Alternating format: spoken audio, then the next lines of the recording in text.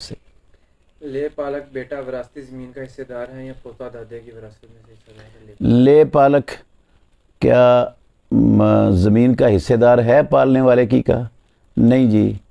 ले पालक ना तो उसको पालने वाला अपना नाम दे सकता है वल्दियत की जगह पर, जो उसका असल वालिद है उसे उसी की तरफ मंसूब किया जाएगा, और ना ही वो पालने वाले का वारिस बनेगा अगर वो उन अफराद में से नहीं है जो वारिस बनते हैं।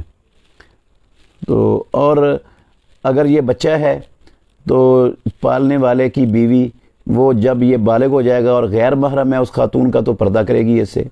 अगर बच्ची है तो वो पालने वाले जिस घर में पली है उस घर के मालिक से पर्दा करेगी, अगर वो गैर महरम है उसकी। तो बच्चा ले पालक लेकर उसको घर में पाल सकते हैं, घर में अपनी रौनक बना सकते हैं, मगर इस्लाम के किसी हुक्म को तब्दील नहीं किया जा सकता।